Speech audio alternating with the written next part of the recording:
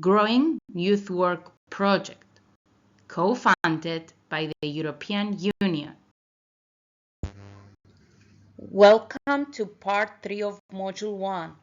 This module will go over indicators demonstrating progress towards results. The learning objectives of the module are 1. Defining indicators. 2. Understanding the meaning of indicators. 3. Types of indicators. Indicators are defined as follows. They serve as markers of change. They constitute observable elements that we can use to confirm whether and to what degree we are making progress towards our defined goals. An indicator represents a numerical or descriptive gauge of progress towards reaching a defined goal. An indicator should be applicable to various stages of outcomes, including immediate outputs, intermediate results, and long-term effects. In regards to benefits of indicators, an indicator enables the presentation of outcomes and contributes to generating outcomes by acting as a benchmark for monitoring, decision-making, stakeholder engagement, and assessing progress.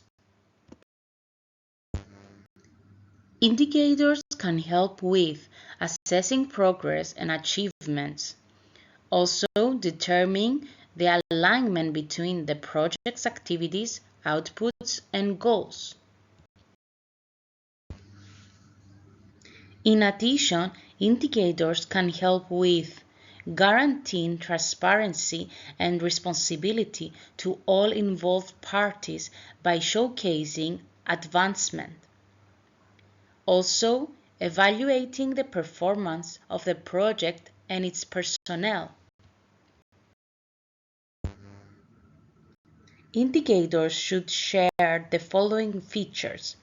They should be pertinent to the objectives and relevant to what is measured. They should be acceptable by staff and key stakeholders.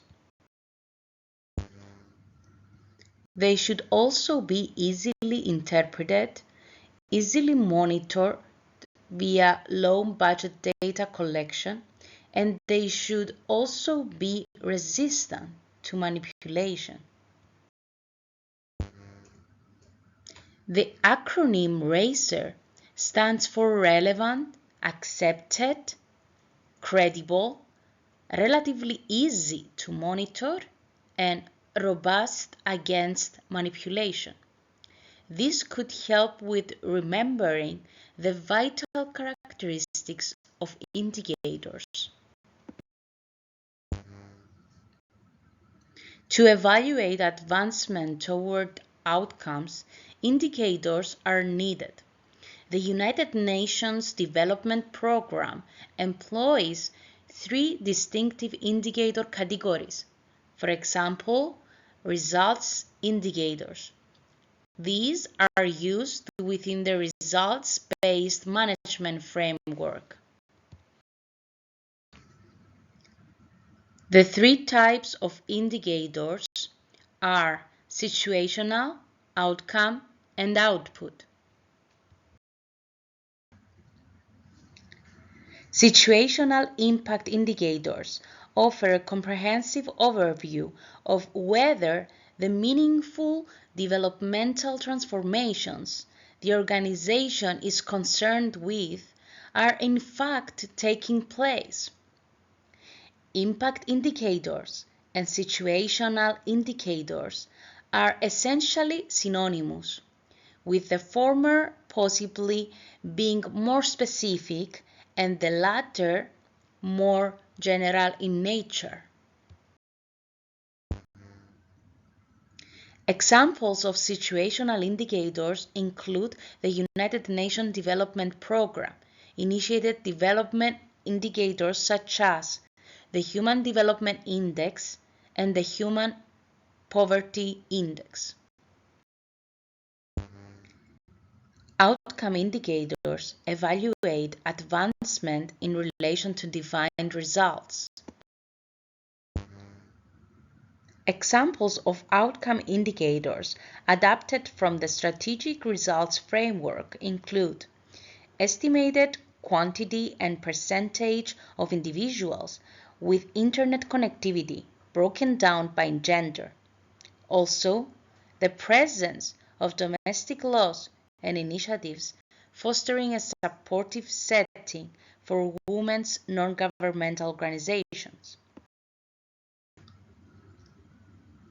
Output indicators gauge progress regarding particular operational tasks. Examples of output indicators include the number of school teachers trained and the increased public debate on sustainable human development. An example of the three types of indicators in a project examining women's empowerment would be, as output indicators, is the number of loans provided and reimbursed as agreed, and as outcome indicators is the proportion of women experiencing a growth in disposable income, which broadens their opportunities to engage in a variety of social and economic roles.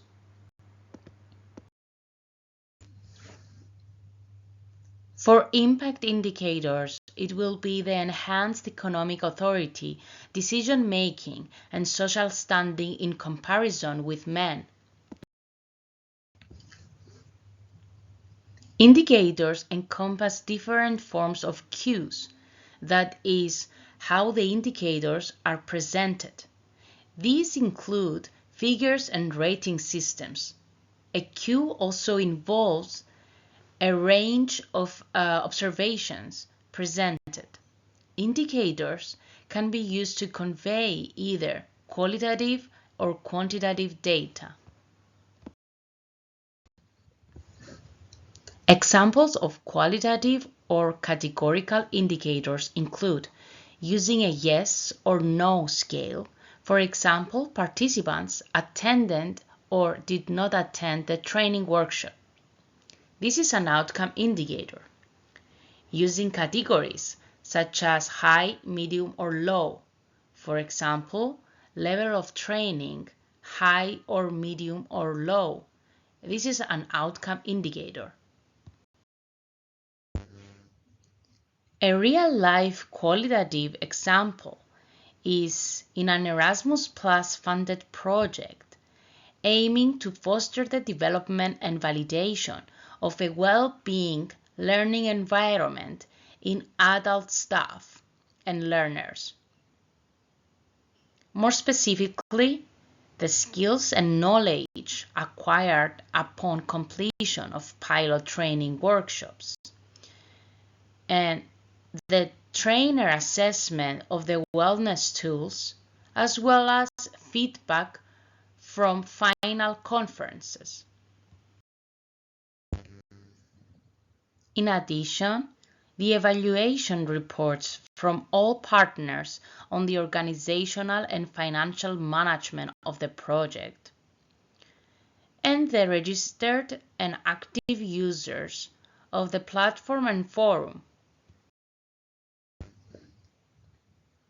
In the same example, the quantitative or numerical indicators are the number of trainers trained in the 3-day training course, the number of participants attending the training course, and the number of people attending the evaluation workshops. In a nutshell, indicators can blend both numerical and descriptive observations, and they can be pragmatic and observable. So, what is the best type of indicator to use? The SMART one. More details about the SMART acronym in Module 3. S stands for specific.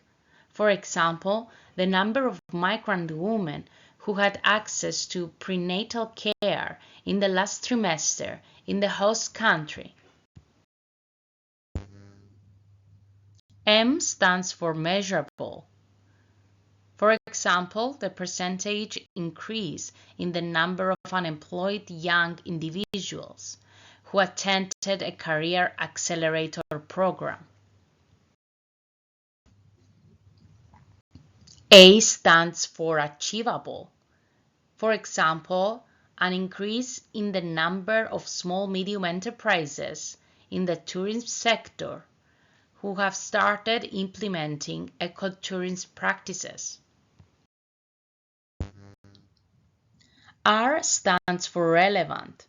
For example, the reduction in the number of unemployed school graduates is a relevant indicator if the project aims at minimizing unemployment in the youth sector.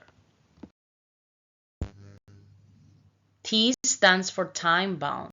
For example, the proportion of households in rural areas in Cyprus with internet access by 2024.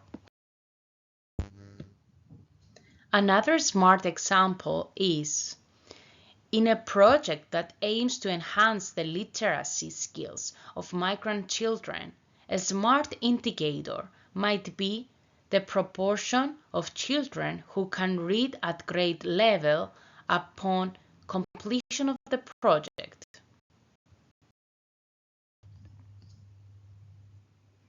When selecting indicators, there is no one-size-fits-all, and evaluating SMART indicators is not a one-off exercise.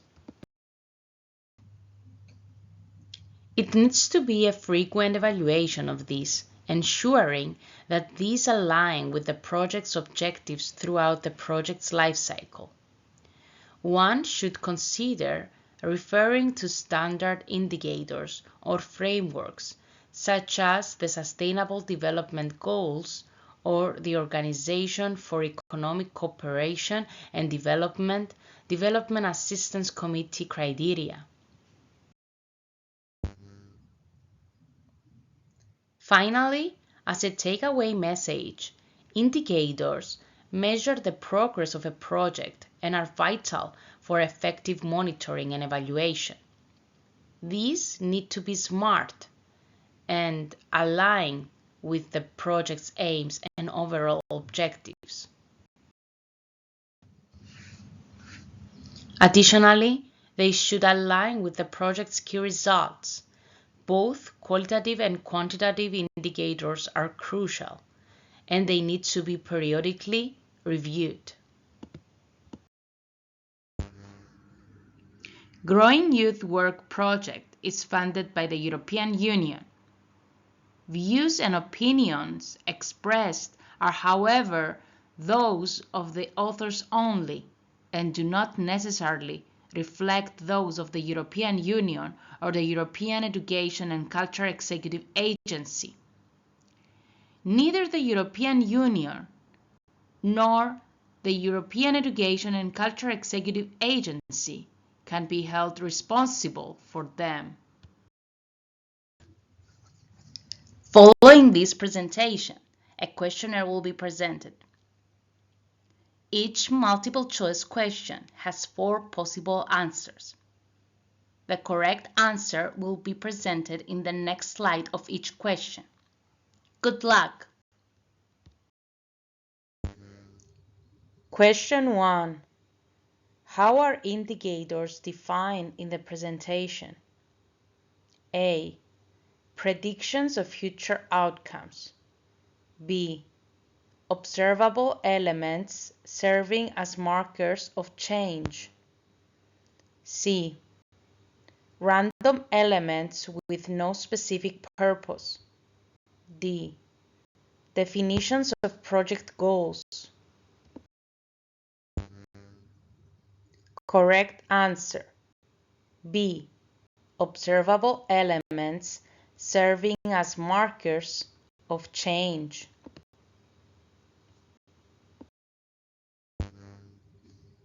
Question 2. What is the purpose of an indicator according to the presentation? A. To confuse stakeholders. B. To make the project more complex. C. To act as a benchmark for monitoring, decision-making, and assessing progress. D. To hide project outcomes. Correct answer. C. To act as a benchmark for monitoring, decision-making, and assessing progress. Question 3. What do razor characteristics stand for in the context of indicators? A. Random, applicable, credible, easily interpreted, resistant to manipulation. B. Relevant, accepted, credible, easily monitored, resistant to manipulation.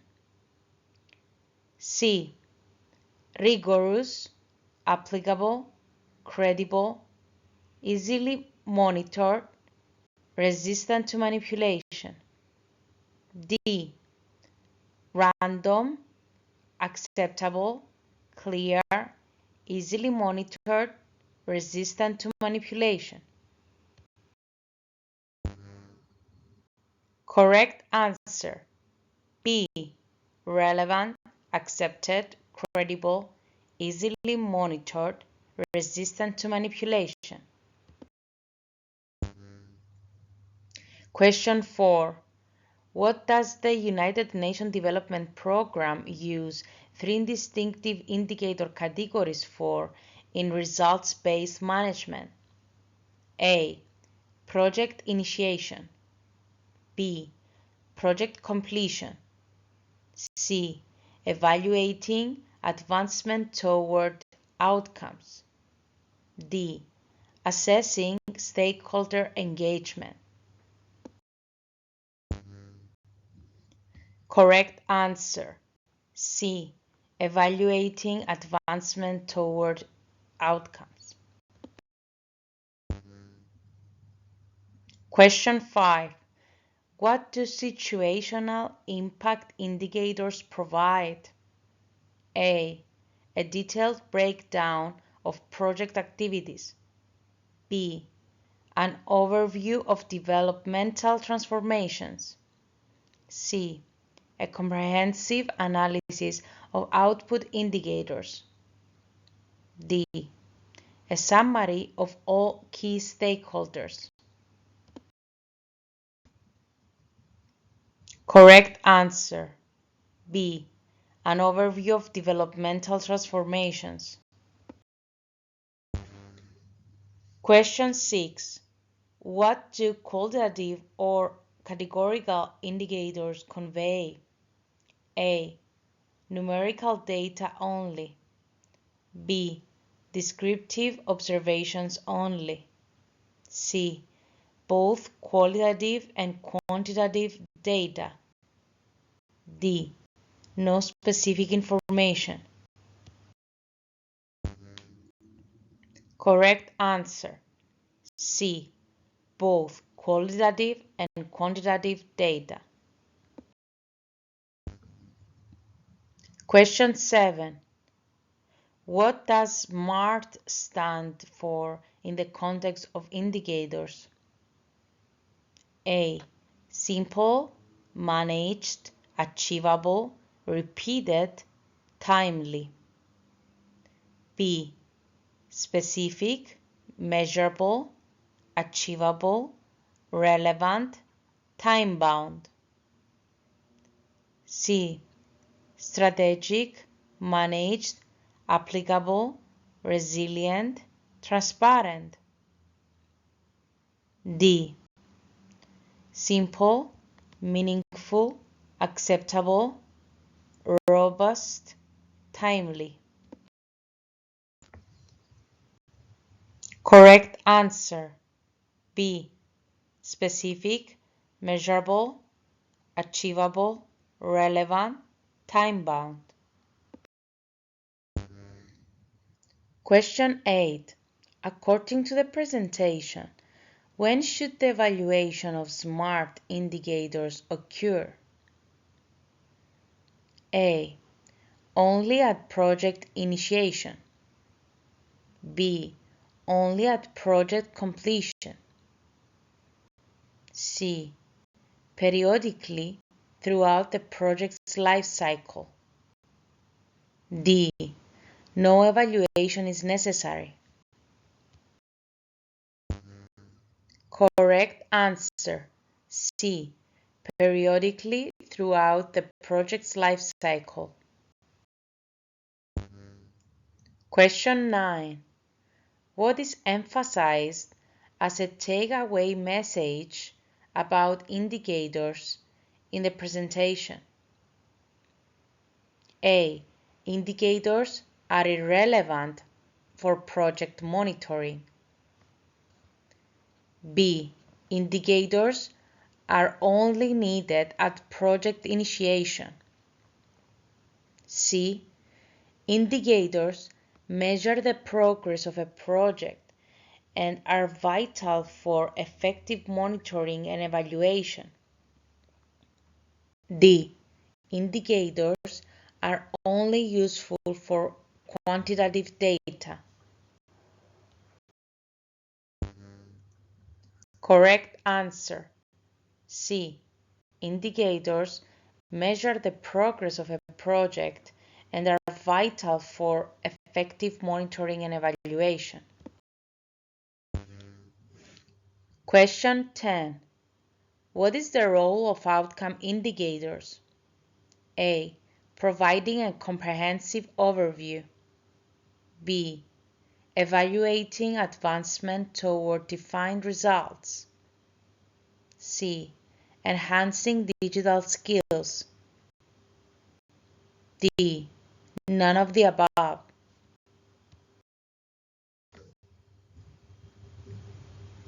Correct answer B.